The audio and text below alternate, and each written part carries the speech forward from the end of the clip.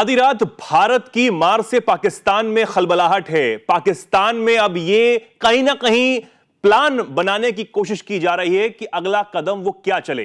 लेकिन भारत की मार से लगता है कि पाकिस्तान का हर कदम अब फेल होता हुआ नजर आ रहा है। तभी तो असीम मुनीर छुप गए हैं और शहबाज शरीफ को राष्ट्र में संबोधन देने आना पड़ रहा है, बताना पड़ रहा है कि आखिर क्या हुआ है, कैसे हम एक भी मिसाइल को डिटेक्ट नहीं कर पाए।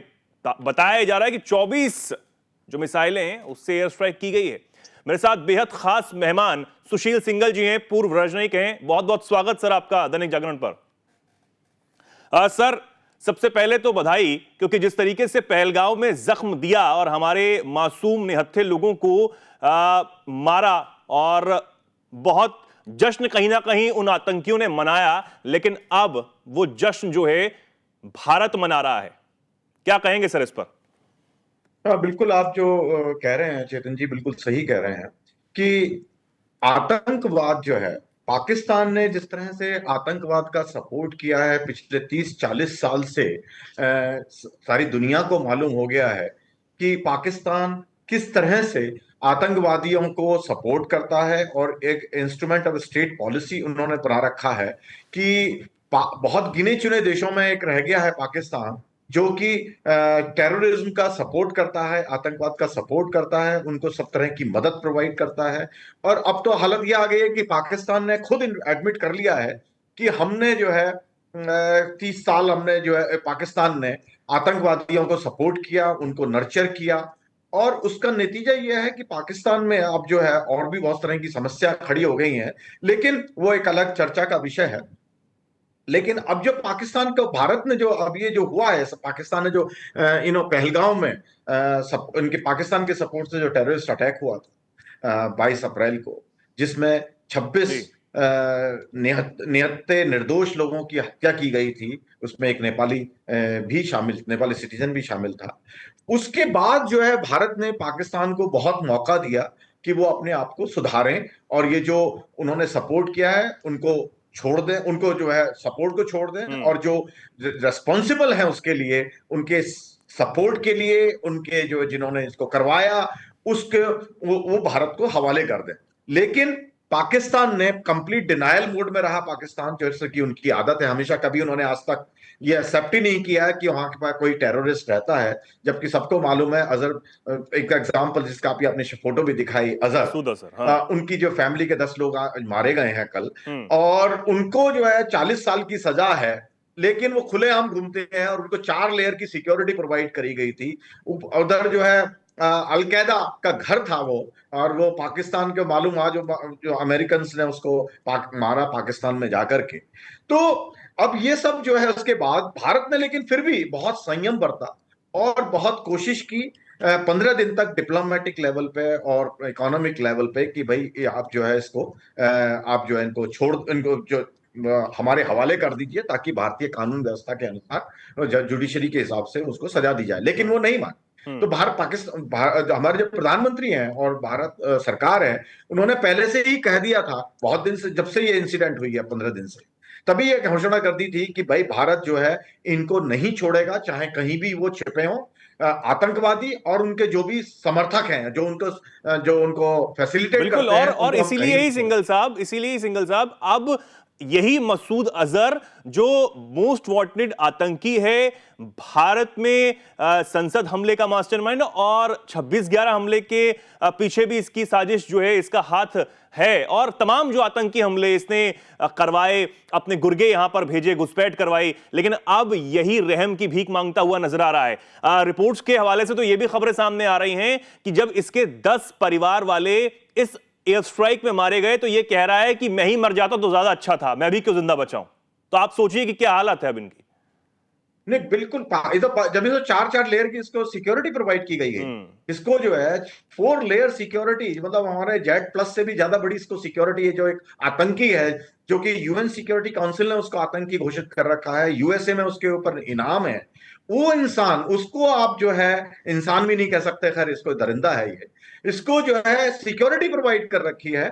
और उस सब के बावजूद हमने भारत ने जो इसके ऊपर किया, टेररिस्ट ठिकाने थे जो 9 ठिकानों पर हमला किया, हमला भी नहीं कहना चाहिए इसको, जो उनको डिस्ट्रॉय किया उनको, जो क्योंकि सबको मालूम था कि वहां पर ये लोग, उनके ट्रेनिंग सेंटर हैं, पाकिस्तान को ही मालूम था, उनको बड़े डेंस पॉपुलेशन एरिया में रखा गया था, आर्मी के पास में रखा गया था ताकि उनकी सुरक्षा व्यवस्था हो सके। और उसके बावजूद बिना लाइन ऑफ कंट्रोल क्रॉस किए हुए या इंटरनेशनल बॉर्डर क्रॉस किए हुए एकदम प्रिसीजन अटैक किया गया उनके ऊपर और उनको नेस्तनाबूद कर दिया गया। और पाकिस्तान आज कभी कुछ बोल रहे हैं कि 10 आदमी मारे गए, कभी कहते हैं 20 आदमी मारे गए, कभी 30 आदमी मारे गए। अभी तक वो दिमाग ही नहीं बना पाएंगे कितने उनके यहाँ मारे गए, कितने घायल हुए हैं। और वो रोजाना नई नई, जो उनकी आदत है, अपनी नई नई कहानियां बनाना शुरू कर दिया है उन्होंने कल से। और जैसा कि इनकी तो आदत है वैसे भी, बिल्कुल झूठे दावे किए जा रहे हैं। लेकिन सबसे बड़ा सवाल इस वक्त ये बना हुआ है सिंघल साहब कि पाकिस्तान के पास अब क्या चारा बचता है, क्या रास्ता बचता है? क्या पाकिस्तान अटैक कर सकता है दोबारा? क्या सोचेगा ऐसा कुछ करने की? देखिए, पाकिस्तान की जो है हालात जो है, इकोनॉमिक कंडीशन बहुत खराब है, जैसा कि हमें मालूम है कि वो कटोरा लेके घूम रहे हैं। और आईएमएफ और वर्ल्ड बैंक की अभी मीटिंग भी होने वाली है जिसमें उन्होंने $10 बिलियन का लोन मांगा है। उधर चाइना से भी 1.3 बिलियन का उन्होंने स्वैप फैसिलिटी मांगी है।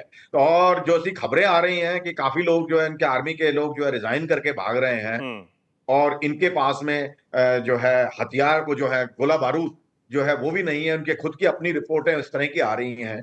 तो इनकी जो अपनी हालात है वो तो बहुत खराब है। लेकिन क्या है कि मिस एडवेंचर तो कभी भी कोई भी कर सकता है बिना रियलाइज किए हुए, क्योंकि पाकिस्तानी जो है हुक्मरान है वो अपनी जो है सोचते तो है नहीं, लेकिन हरकत करने में, कोई भी हरकत करने के लिए तैयार होते हैं।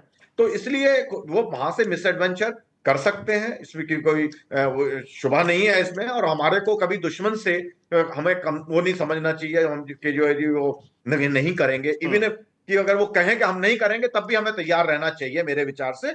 और मेरे ख्याल से भारत सरकार इसके लिए कॉन्शियस है। इसलिए जब प्रेस कॉन्फ्रेंस हुई आज, फॉरेन सेक्रेटरी ने उनमें बोला भी है कि अगर कोई इन्होंने मिस एडवेंचर करने की कोशिश की तो उसको हम, भारत पहले बात तैयार है और उस पर काउंटर अटैक करने के लिए हमारे में कैपेसिटी है और हम उसको करेंगे। नहीं, बिल्कुल। सिंघल साहब, एक सवाल ये भी कि चीन क्या खुलकर बहुत ज्यादा सामने आएगा? अभी जो चीजें चल रही हैं कि मदद जो है वो सैन्य तरीके से कर भी रहा है, आने वाले समय में लग रहा है कि और ज्यादा करेगा, ये भी साफ है। लेकिन क्या खुलकर अगर सामने आता है पाकिस्तान के पक्ष में चीन, और ये दावा किया जा रहा है पाकिस्तान की तरफ से कि इस स्ट्राइक के बाद तुर्की भी हमारे समर्थन में बहुत अब खुलकर सामने आ चुका है, तो क्या अगर चीन और तुर्की बहुत मजबूती के साथ पाकिस्तान के साथ खड़े हो जाते हैं और पाकिस्तान को ये सच में महसूस हो जाता है कि अब तुर्की और चीन मेरे साथ हैं, अब मैं भारत पर हमला कर सकता हूं, तो क्या तब स्थिति बनेगी ऐसी? क्या चीन सच में खुलकर सामने आएगा? क्योंकि इसमें एक सवाल यह भी बन जाता है कि अभी कुछ दिन पहले तक तो जो चाइनीज डिप्लोमेट्स हैं वो भारतीयों को लुभाने के चक्कर में हैं कि अब तक हमने 85,000 लोगों को वीजा दे दिया है और ज्यादा से ज्यादा लोग हमारे चाइना में आए क्योंकि उधर अमेरिका से टैरिफ वॉर चल रहा है। देखिए, ऐसा है कि चाइना जो है बहुत ही अपना स्मार्ट गेम खेलता है। चाइना जो है, देखिए, जैसे मैं अब आपको एक एग्जांपल दूं, अफगानिस्तान में जब इसको चाइना को रियलाइज हुआ कि पाकिस्तान की जो है डेप्थ खत्म हो गई है, तो ये मुंह पर तो कहते रहे कि हम पाकिस्तान के साथ हैं, पाकिस्तान हमारा दोस्त है, लेकिन उन्होंने डिस्कशन जो है तालिबान से अलग से करना शुरू कर दिया और उनको एश्योरेंस दे दी कि भाई हम पाकिस्तान का, हमारा कोई संबंध नहीं है इस मामले में, हम आपसे डायरेक्ट डील कर रहे हैं। तो मेरे को नहीं लगता कि पाकिस्तान के खुलकर के समर्थन में आएगा। पाकिस्तान, चाइना जो है, क्योंकि उनकी जो जितने भी ज्यादातर उनका जो इक्विपमेंट है वो आप जो है चाइनीज ओरिजिन का है, तो चाइना के लिए कोई क्लाइंट स्टेट है, पाकिस्तान जो है क्लाइंट स्टेट है, तो उनको आर्म वगैरह वो सप्लाई कर सकते हैं, करेंगे, क्योंकि वो तो बिजनेस डील है। लेकिन खुलकर उनके साथ में आने की संभावना मुझे बहुत कम लग रही है, और क्योंकि उनके इंटरेस्ट में नहीं है। एक तो यह है कि वो भारत इतनी बड़ी इकोनॉमी है, तो भारत के साथ में इकोनॉमिक संबंध रखना उनके लिए फायदेमंद है, एक बात। दूसरी, उनको मालूम है कि यूएसए भारत को सपोर्ट कर रहा है पैसिफिक में, और अगर चाइना खुलकर के सामने आएगा तो उससे उनको हमारे साथ जो लिवरेज बनाने की कोशिश वो कर रहे हैं वो उसमें बिगड़ जाएगा। क्योंकि वो कोशिश, चाइना की कोशिश है, जैसा अभी भी बराबर वो कह रहे हैं कि जो अब इनकी जो टैरिफ वार चल रही है यूएसए से, उसमें वो चाहते हैं कि वो साउथ जो है ग्लोबल साउथ का जो एक गठबंधन बने और उसमें भारत एक अहम भूमिका निभाए। तो जियोपॉलिटिकल जो सिचुएशन है उसको देखते हुए मुझे नहीं संभावना लग रही, क्योंकि कि चाइना जो है पाकिस्तान के खुल करके सपोर्ट मर्ग में आएगा कि हम अपने जो है हम मोर्चा खोल नहीं, दें और जिस तरह और की कुछ अगर पाकिस्तान में और अगर बातें हो बहुत रही हैं। ज्यादा मदद करने की कोशिश करता है तो हम ताइवान वाले क्षेत्र में भी टेंशन बना सकते हैं चाइना के लिए। क्या ये सच है? देखिए, हमारे ऑलरेडी वहां टेंशन बहुत है ताइवान में। हम्म। तो और ऑलरेडी इंडिया से भी उनकी जो है बॉर्डर पे दोनों तरफ आर्मी लगी हुई है, हम्म। दोनों तरफ से है। तो ताइवान जो पैसिफिक में ऑलरेडी काफी टेंशन है उनके लिए, और वो नहीं चाहेंगे मेरे विचार से कि इंडिया एक और बिल्कुल खुल करके उनके विरोध में खड़ा हो जाए। अभी तो थोड़ा रहता है कि डिस्कशन हो रहे हैं, क्योंकि वो बढ़ाने की कोशिश कर रहे हैं, इन्वेस्टमेंट लाने की कोशिश कर रहे हैं इंडिया में। तो मेरे विचार से चाइना जो है बहुत कॉमर्शियली बड़े सैवी लोग हैं, इकोनॉमिकली बड़े सैवी लोग हैं। वो अपनी इन्वेस्टमेंट को प्रोटेक्ट करना चाहते हैं, जो उन्होंने पाकिस्तान में फंसा रखी है, 40-50 बिलियन डॉलर जो लगा दिए हैं उन्होंने हम्म। वो, और उसको आजकल वो बलूचिस्तान में इनको बड़ी हालत खराब है। तो बिल्कुल। वो मेरे ख्याल से इसमें चक्कर में नहीं पड़ेंगे, क्योंकि उनको खतरा रहेगा, वहां इन्वेस्टमेंट पर भी खतरा है अगर वो खुल के आएंगे। नहीं, बिल्कुल। और क्योंकि जिस आपने बलूचिस्तान का जिक्र किया, तो जो बलूच समुदाय के लोग हैं, बलूच लिबरेशन आर्मी है, और तमाम जो लोग हैं जो पाकिस्तान के खिलाफ उस वक्त उस क्षेत्र में इस वक्त लड़ते हुए नजर आ रहे हैं, तो अब भारत के साथ जो टेंशन पाकिस्तान ने बहुत ज्यादा बढ़ा ली है, उधर आप तालिबान और टीटीपी की मार हम देख रहे हैं कि वो कैसे मार लगा रहा है पाकिस्तान को। अब बलूचिस्तान और बलूच लिबरेशन आर्मी के पास क्या बहुत ज्यादा मौका आ गया है कि अब वो पाकिस्तानी आर्मी पर बहुत ज्यादा हावी हो सकता है? और अगर ऐसा होता है सर, और अगर ऐसा होता है तो ये तो चाइना के लिए और ज्यादा मुश्किल वाली बात है कि सीपैक कॉरिडोर वैसे ही नहीं बन पा रहा है, अब तो और ही ध्वस्त हो जाएगा। आप बिल्कुल सही कह रहे हैं कि चाइना अल्टीमेटली नहीं चाहेगा कि पाकिस्तान और इंडिया की टेंशन बढ़े, हम्म। क्योंकि उनको ये सूट नहीं करता है। जैसा अभी आपने कहा, बलूचिस्तान पाकिस्तान में उन्होंने सीपैक जो बनाया है, वो उसकी जो इन्वेस्टमेंट है वो इस वक्त डेड इन्वेस्टमेंट है, कोई रिटर्न नहीं आ रही है। हम्म। गौदर का जो पोर्ट है उसको इस्तेमाल नहीं कर पा रहे हैं। जो इनका इरादा था कि हम जो है उसको जोड़ लेंगे चाइना से, वो रोड उनकी नहीं बन पा रही है, वो लिंकेज नहीं हो पा रही है। हम्म। तो और वो हो रही है इस वजह से क्योंकि बलूचिस्तान में जो है पाकिस्तान या चाइना काम नहीं कर पा रहा है, क्योंकि बलूच महसूस कर रहे हैं कि उनके रिसोर्सेज का एक्सप्लॉइटेशन हो रहा है और उनको में शेयर नहीं मिल रहा है। हम्म। तो अगर पाकिस्तान और इंडिया की टेंशन बढ़ती है तो चाइना का रोल मेरे ख्याल कर रहेगा कि वो दोनों देशों को ये कोशिश करे कि टेंशन ना बढ़े, ना कि जो उनको पाकिस्तान को वो पूरी तरह से सपोर्ट करेंगे। आप बिल्कुल सही कह रहे हैं कि नहीं तो बलूचिस्तान में उनको पाकिस्तान को अपनी आर्मी हटानी पड़ेगी अगर इंडिया के साथ टेंशन बढ़ेगी, तो वहां उनका कमजोरी आ जाएगी, बलूच उससे जो है एनकरेज हो जाएंगे। ऐसे भी जो है अभी प्रेजेंटली भी जो है इतनी बड़ी प्रेजेंस है पाकिस्तान आर्मी की वहां पर, उसके बावजूद वो अटैक कर रहे हैं, बड़े ब्रेजनली ओपनली अटैक करते हैं उनको। जैसे अभी पीछे जो ट्रेन को ही हाईजैक कर लिया, जो कि दुनिया में मेरे ख्याल से 100 साल के बाद वो इंसिडेंट हुई, जो कि बहुत बड़ा तमाचा था पाकिस्तान के ऊपर। और उसको भी खुलकर नहीं मानता पाकिस्तान, कहता है कि हमारे इतने सैनिक ही नहीं मरे हैं। और फिर जो ताबूतों की तस्वीर आई थी, वो किस लिए ताबूत लेकर जाए जा रहे थे, ये भी नहीं बताया। नहीं, पाकिस्तान के देखिए ना, तो मैंने कहा ना पहले से उनकी आदत है, पहले झूठे बहुत हैं, इनको ट्रस्ट नहीं कर सकते आप। हाँ। दूसरा, इनको आदत है शुरू से कि अपने देशवासियों को, उनकी लाशों को उन्होंने नहीं लिया।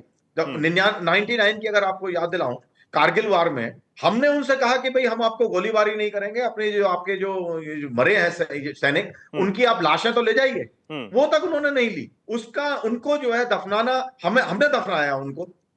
तो पाकिस्तान की तो ये पुरानी आदत है कि वो कभी अपने बंदों जो लोग हैं उनको बिल्कुल इतने गलत तरीके से इस्तेमाल करते हैं कि अपने फौजी तक की उनकी इज्जत नहीं रख पाते हैं। लेकिन तो ये सबसे बड़ी बेशर्मी वाली बात यह है सिंघल साहब कि हमने एयर स्ट्राइक की, और उसके बाद अब तक जो सबूत पाकिस्तान मांगता था सर्जिकल स्ट्राइक के समय या फिर जो बालाकोट एयर स्ट्राइक उसके समय, कि कहां आया, हमारे पास तो कोई भारतीय सेना नहीं आई, कोई सीमा नहीं घुसा है। अब जो है खुद पाकिस्तानी ही सबूत दे रहे हैं, तमाम वीडियो सोशल मीडिया पर वायरल करके कि ये देखिए ये मिसाइल गिरी है यहां पर, ये देखिए ये मिसाइल गिरी है, ये देखिए ये जो ठिकाना है वो तबाह कर दिया गया है मसूद अजहर का। मसूद अजहर खुद चिल्ला चिल्ला के कह रहा है कि मेरे 10 लोग मार दिए गए। तो अब भी पाकिस्तान ये नहीं मान रहा है कि हमारे पास कोई भी आतंकी थे। अब क्या क्या करना चाहिए? क्योंकि भारत ने अब सब कुछ कर दिया है। जो अटैक लगातार मांग की जा रही थी पहलगाम हमले के बाद कि आप बड़ा एक्शन लीजिए, वो अटैक भी कर दिया गया। क्या इसके बाद भी पाकिस्तान मानेगा? सर, आपको क्या लगता है? क्योंकि आप जो हैं वो अलग अलग देशों में राजनयिक के रूप में रहे हैं और आप जो है इस टेंशन को भी कहीं ना कहीं समझते होंगे आसानी से। तो क्या कहेंगे सर हमारे दर्शकों, क्योंकि ये बहुत बड़ा सवाल इस वक्त बन जाता है कि अब पाकिस्तान मान जाएगा? देखिए, पाकिस्तान देखिए मान चुका है। मैंने जैसे पहले कहा कि पाकिस्तान के विदेश मंत्री ने संसद में खड़े होकर बोला है, उनके रक्षा मंत्री ने संसद में अपने खड़े होकर के बोला है कि हाँ जी, हमने जो है 30 साल जो है ये जो आतंकवादी हैं उनका समर्थन किया, उनको रखा। और उनको कह रहे हैं वो यूएसए और यूके के उनके कहने पे हमने रखा। वो बच्चे हैं जो उनके कहने पे आपने जो आतंकवादियों को बढ़ावा दिया और उनको रखा वहां पर। ये तो मान तो चुके हैं। लेकिन जब वो भारत और पाकिस्तान का आता है, क्योंकि झूठे तो भाई साहब हैं, हर जगह झूठ बोलते हैं ये। और लेकिन अब जो है ये पूरी तरह से एक्सपोज हो चुके हैं। अभी जैसे कल परसों जो यूएन सिक्योरिटी काउंसिल की मीटिंग बुलाई गई थी क्लोज डोर, वो रिक्वेस्ट की थी पाकिस्तान ने, क्योंकि वो नॉन परमानेंट मेंबर है तो उनके प्रिविलेज होता है, उन्होंने उसके बेसिस पर बुलाई थी। और उनको उम्मीद थी कि वो पाकिस्तान जो है अपनी जो नैरेटिव है वहां वो चला पाएगा। लेकिन उसमें भी उनकी नैरेटिव नहीं चली, बल्कि सवाल उनसे पूछे गए।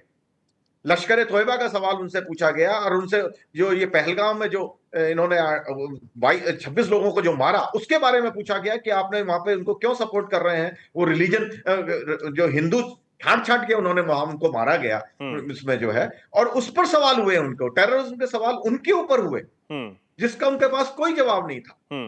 तो पूरी तरह आप जिस तरह से जब सबके स्टेटमेंट आ रहे हैं सारे दुनिया में, जो सारे देश हैं, एक आध दो को छोड़ के, जैसे आपने टर्की वगैरह का नाम लिया, उसकी अपनी कंपल्शंस है, तो उनके अलावा किसी ने, बल्कि चाइना तक ने स्टेटमेंट दिया कि terrorism in any form is not acceptable और इसको जो है हम जो है इसका खात्मा होना बिल्कुल। चाहिए। और जो मंत्री हैं वहां के, वो खुद अपनी असेंबली में, सीनेट में खड़े होकर इस बात को कहते हैं कि यूएन में टीआरएफ जब पूछा गया तो टीआरएफ का जब नाम आया तो हमने हटवाया, हमें आपत्ति थी कि टीआरएफ का नाम क्यों आ गया। टीआरएफ वो आतंकी संगठन जो कि जिम्मेदारी ले चुका था पहलगाम हमले की, और फिर जब उसको दिखा कि भारत में अब तो तगड़ा एक्शन है, भारत अब चुप बैठने वाला नहीं, तो तुरंत उसने पलटी मार ली और तुरंत अपना नाम वापस ले लिया। और आज जो हमारे विदेश सचिव है उन्होंने कहा कि टीआरएफ ने जिम्मेदारी ली, बाद में वो पलटा।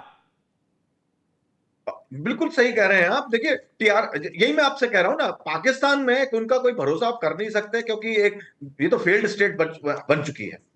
और जो फेल्ड स्टेट, जो बनाना रिपब्लिक होते हैं, जो पहले कहा जाता है एक टर्म है, वो इस तरह का देश बन चुका है। और अपनी बात पे कभी ये टिकते नहीं है, झूठ बहुत बोलते हैं। खुद खड़े होकर बोल रहे हैं अपनी सेनेट में कि भाई हमने हटवाया। क्यों हटवाया आपने भाई उसको, जब आपको कोई मतलब ही नहीं है उससे? क्यों हटवा रहे हैं आप? जब आपका कोई इंटरेस्ट है तभी तो आप हटवा रहे हैं ना उसका नाम को। टीआरएफ से आप कहते हैं मेरा मन तो जानते ही नहीं कौन है टीआरएफ, फिर कह रहे हैं हमें हटवाया। वहां खड़े होके हटवाया तो मान रहे हैं ना कि हमारा कोई संबंध है उनसे, तभी तो आप हटवा रहे हैं। सर, एक सीधा सवाल मेरे हमारे दर्शकों के मन में भी आ रहा होगा कि अब जो परमाणु की धमकी दी जा रही थी, क्या अब भी वो आएगी? कि अब जो परमाणु की चिल्लाने की बात होती थी, अब क्या परमाणु का? देखिए, परमाणु बम जो है चलाना और कहना बहुत अंतर है उसमें। क्योंकि धमकी पाकिस्तान का ये, मैं देखिए एक बड़ी अच्छी रिपोर्ट आई है 1993 की, सीआईए की रिपोर्ट है, जो अभी डिस्क्वालीफाई हुई है 15-20 दिन में। उसमें 1993 उस रिपोर्ट में आया है कि पाकिस्तान सेना ने 1993 में यह मान लिया था कि हम कन्वेंशनल वार में भारत के साथ मुकाबला खड़ा नहीं हो सकते। तो उसका उन्होंने तरीका यह निकाला कि परमाणु बम की हम धमकी देंगे और उसकी सहारे उनको हम जो है भारत को झुका के रखेंगे और टेररिज्म की एक्टिविटी उसके सहारे चलाते रहेंगे। लेकिन भारत ने जो है, इंडियन गवर्नमेंट ने जो पीछे 2 स्ट्राइक किए, उसमें ये साफ उसमें कर दिया कि टेररिज्म की, ये परमाणु बम की धमकी देने से टेररिज्म का आप सहारा नहीं ले सकते, उसकी कॉस्ट बहुत हाई है और भारत इंपोज करेगा उसके ऊपर कॉस्ट। और इस बार जो हुआ है उसमें हमने इकोनॉमिक कॉस्ट भी इंपोज की है उनके ऊपर। जो इंडस ट्रीटी थी, वाटर ट्रीटी थी, उसको हमने जो है अबेंस पे रख दिया है और पाकिस्तान को उससे बहुत बड़ी समस्या खड़ी हो रही है और होने वाली है। उन्होंने ऑलरेडी हल्ला मचाना शुरू कर दिया है। दूसरा, हमने स्ट्राइक करके बता दिया कि भारत उनकी परमाणु बम की धमकी से डरने वाले नहीं है, क्योंकि हमारे पास भी है। और इस तरह से आप जो है धमकी देकर के आप कुछ भी कर लेंगे, तो ब्लैकमेल करने की कोशिश कर रहे हैं ना आप। तो भारत ने उसकी ब्लैकमेल को उसको खत्म कर दिया है। तो अब जो है मेरे विचार से ये ज्यादा उसके बारे में बोलने वाले नहीं है, क्योंकि ऑलरेडी अलग तरह के स्टेटमेंट इनके आने शुरू हो गए हैं। लेकिन अब ट्रंप साहब भी स्क्रीन पर आ गए तो इनकी भी बात कर लेते हैं। इन्होंने अपना अलग बयान दिया, ये कह रहे हैं कि जो टेंशन चल रही है वो पता नहीं कितने सदियों पुरानी टेंशन है और ये शर्मनाक बात है। तमाम आज उन्होंने इस स्ट्राइक के बाद बयान दिए, हालांकि भारत ने अपना पक्ष रख दिया। लेकिन अब एक तरफ ये और एक तरफ क्या ये सब टेंशन छोड़कर सच में ट्रंप अब सिर्फ टैरिफ ही खेलना चाहते हैं कि वो खुद से दावा कर लेते हैं कि भारत ने लगभग बहुत टैरिफ जो है वो कम कर दिया है, और एक तरफ इस स्ट्राइक को वो शर्मनाक बता देते हैं कि ये सब नहीं होना चाहिए, जो टेंशन है वो तुरंत कम होनी चाहिए।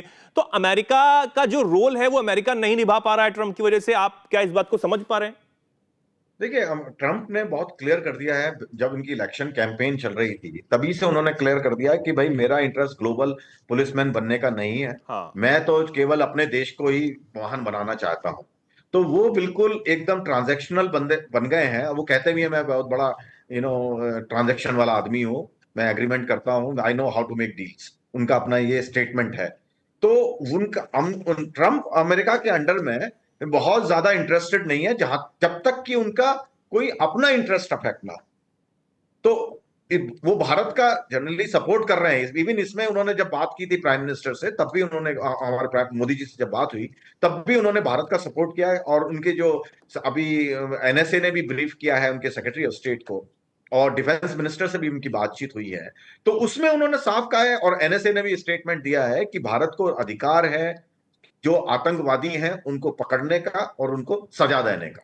तो उनकी जो ओवरऑल अमेरिकन पॉलिसी है वो क्लियर है कि भारत को राइट है, क्योंकि अमेरिका ने खुद किया है। जब बिन लादेन को मारा उन्होंने पाकिस्तान में जाकर के, उसमें जो उन्होंने स्ट्राइक किए थे, जब 8-10 साल बराबर उन्होंने टेररिस्ट हाइड आउट थे पाकिस्तान में, हमें वो भूलना नहीं चाहिए। अमेरिका ने हमला किया था उनके ऊपर, ड्रोन स्ट्राइक होती थी वहां पर। तो पाकिस्तान को, क्योंकि उन्होंने कुछ नहीं कहा उसके लिए, क्योंकि मान लिया गया है कि अगर किसी नेशनल इंटरेस्ट अफेक्ट हो रहा है और नुकसान हो रहा है तो उनको अधिकार है, क्योंकि आर्टिकल 51 ऑफ यूएन चार्टर, उसमें जो है सेल्फ डिफेंस का हर देश को अधिकार है।